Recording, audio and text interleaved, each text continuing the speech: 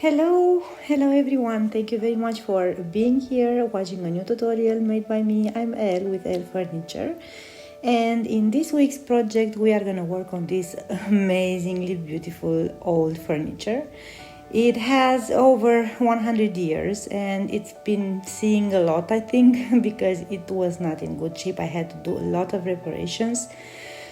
So I did them. I filled with wood filler all the areas where the wood was broken, and then I sand it down. And in here I'm applying a first coat of the primer. I'm using Zinsser primer.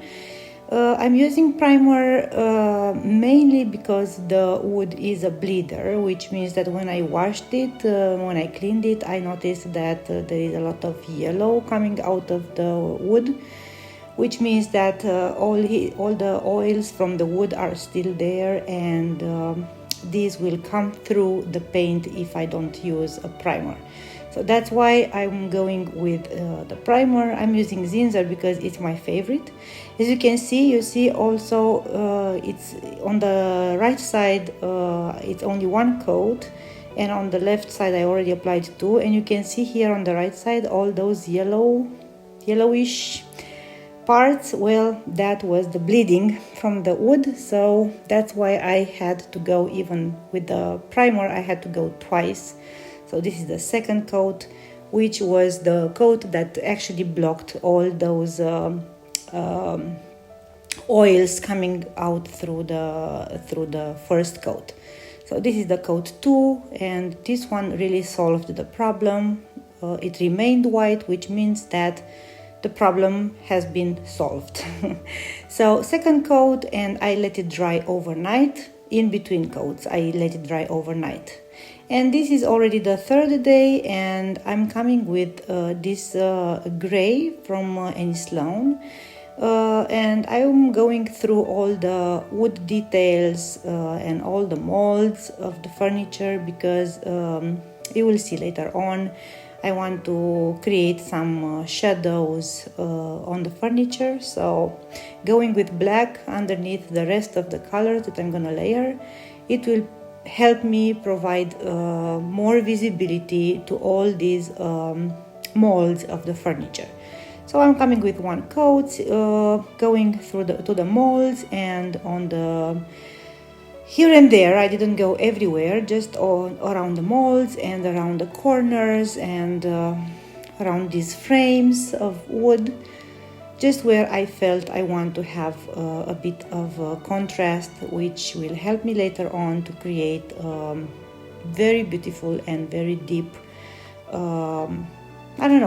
shades, and I will emphasize with these, it will emphasize the beautiful shape of the furniture.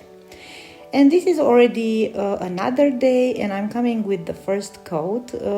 This first coat is called Greek blue. All the paints are from Annie Sloan. So the gray is the graphite from Annie Sloan, and this one is called Greek blue, also from Annie Sloan.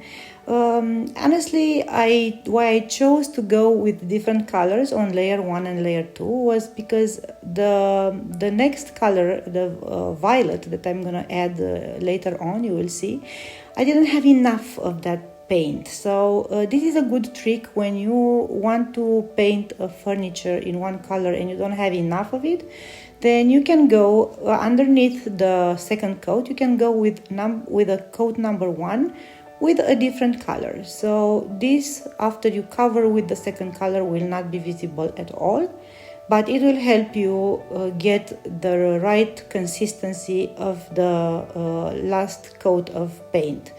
So as you can see, I'm going all over. I'm using a dry brush technique, and I'm going everywhere with this color. I don't cover completely the gray underneath because I want it to be visible also when I come with the next color. So here we are layering the second color, Old Violet, also from Annie Sloan.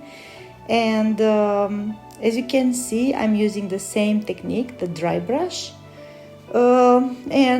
Actually, what is this dry brush is you have to tap on the furniture. So you can see me here. how I'm applying it, and I'm talking again too much, so I will just let you watch. This is the coat number 2, Old Violet over the Greek Blue, and I'm covering completely the color underneath, but I have a good coverage. So as I said, the Greek Blue won't be visible at all. So as I said, as I promised, I let you watch, and I come back with more comments when I'm doing another thing. So for the moment, enjoy.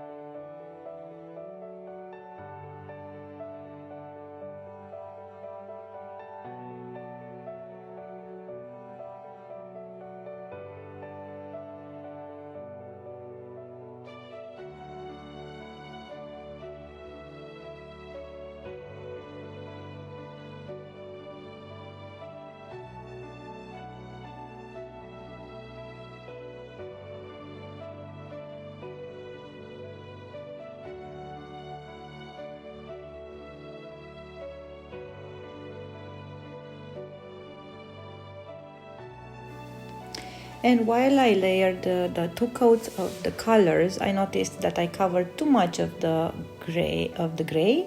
So I came with an extra touch of gray around the corners where normally furniture gets some shades from the sun and from the light. So I came and I darkened these corners, and now I'm coming with the 3rd coat, but it's not a really complete coat of old violet, and I just clean a little bit of that dark gray where I feel that I added too much, and I'm coming and I'm covering it with the violet, which gives me just a bit of a darker shade in the corners where normally light gives this kind of shadows to any furniture. So this is the trick. I'm gonna let you continue enjoying. I hope you like it so far, and I'm gonna talk a little bit later when I'm doing something different.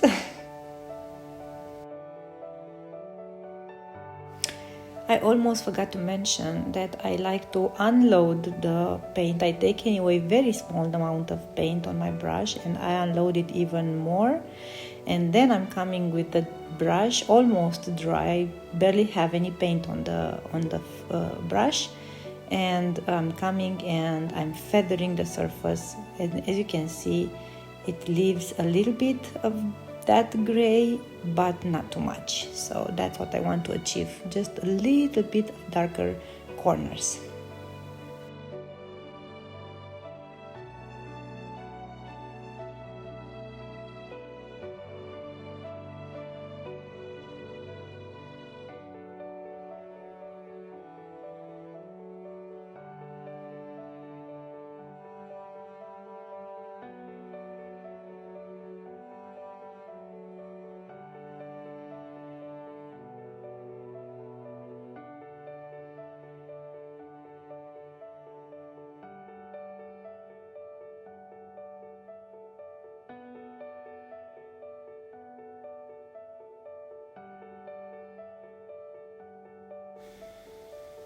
And now the fun part, I'm adding the leaves.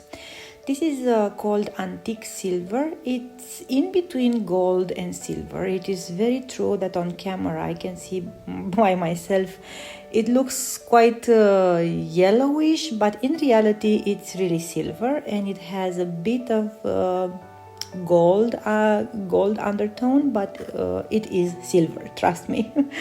Anyway, I'm gonna add this antique silver foil, not completely. As you can see, I still left a little bit of parts where I didn't add this leaf because I have some plans to fill them with a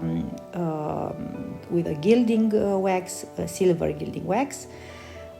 These foils were a little bit different from others, which what I mean is that as you can see here, they are very highly pigmented, which allows me to use these flakes and to color better and to cover better the surface. So I have already added the glue and it stayed overnight. The glue really has to be completely dry when applying the silver or the gold leaf.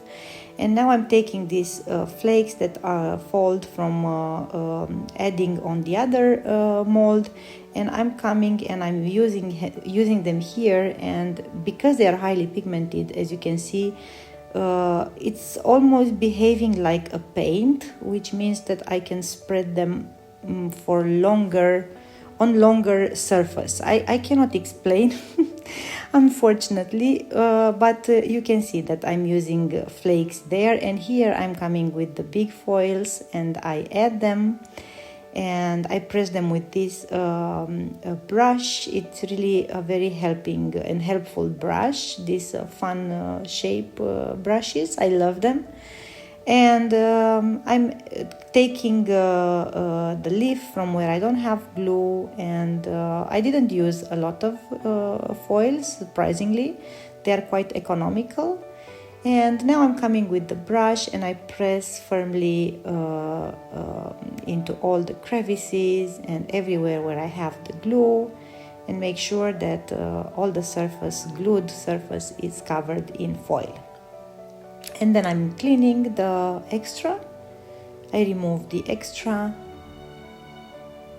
and I spread it nicely everywhere where I have the size, the glue.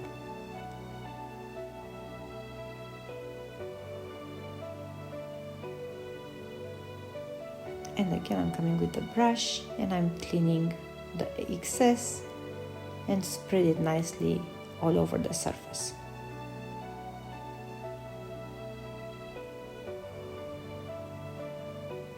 It is a little bit goldish. As I said on camera, it's more goldish than in reality. And so I go on. I added the same glue, the size, around these beautiful ornaments.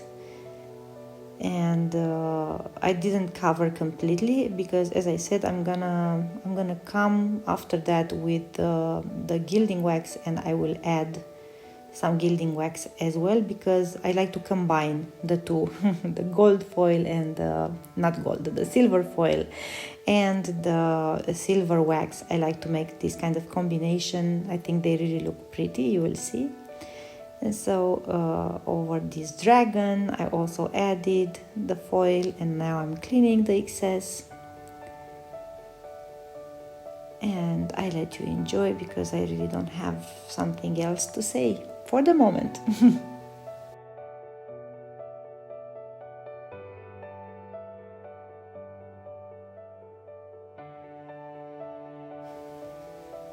And now it's time to add some more silver, and I'm going with this beautiful new transfer from Kacha and Redesign with Prima. It's called Silver Birds, and it's part of the new release together with the silver damask.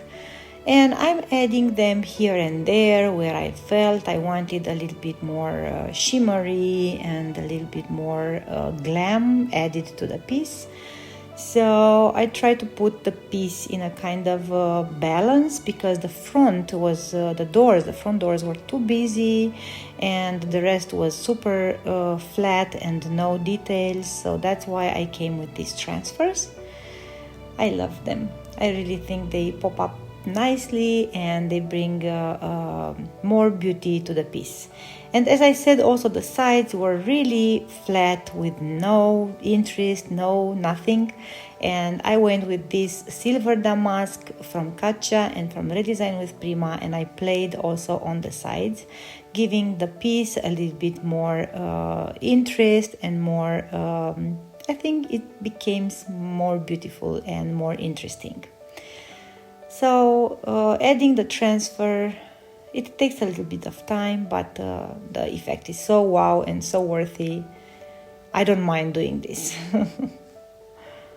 I hope you like also, you also like the ideas that I have, and if you do, you can find all these products on redesignwithprima.com. They are already available and they ship worldwide. And now I come with some dark wax. It's a combination of brown, black and clear wax. I do my own combination because I don't like the pure brown or pure black. I prefer to come with this mix.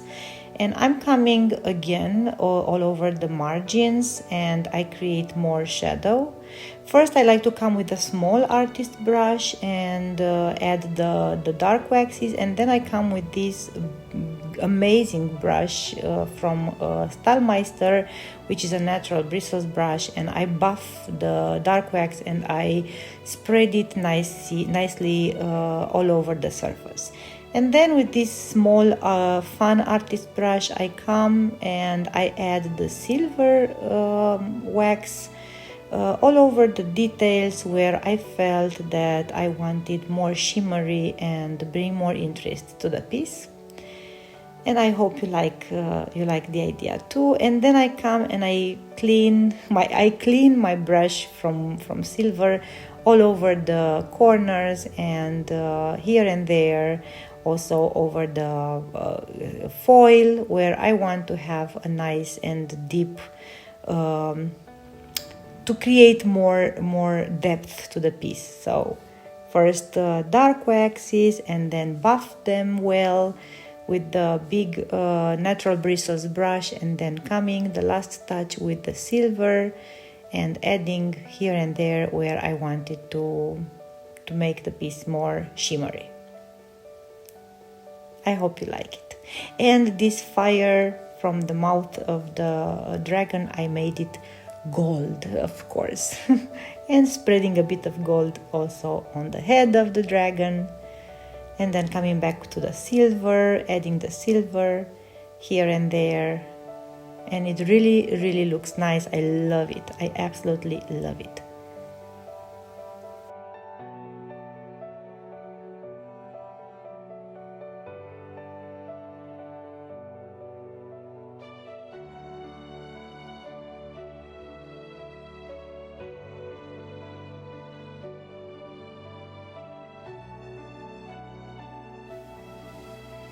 When adding the dark wax, it's very important to work on small areas. Don't go with the dark wax from the beginning on all the surface, because it will dry and it will be much difficult for you to remove it. So what I like is to come in sections.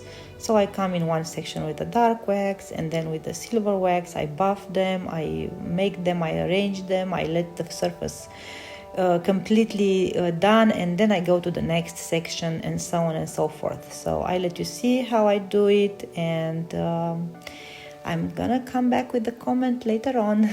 Enjoy!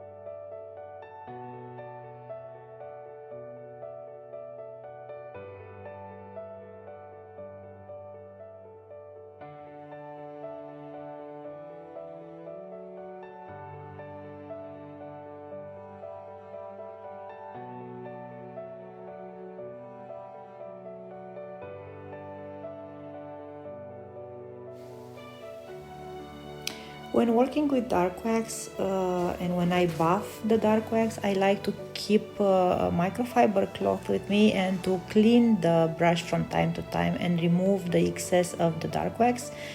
Otherwise, I only spread too much, and I don't want that. So I keep this clean microfiber cloth next to me, and I clean the brush, as you can see, from time to time, making sure that the brush stays clean all the time. And now I'm coming with the silver gilding wax, and I'm losing I'm losing the wax, the silver wax, into the foil. So I make a kind of a blend in between the silver wax and the silver foil. I hope it makes sense, and I hope you can see very well what I'm doing, and I hope you like what I'm doing.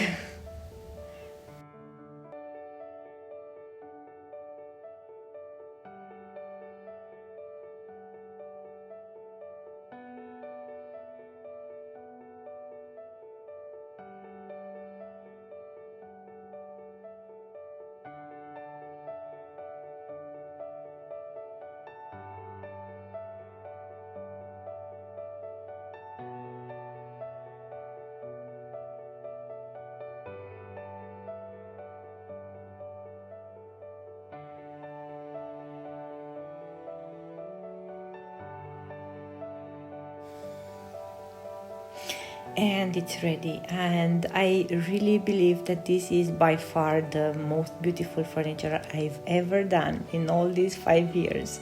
I love it, and it's not with gold.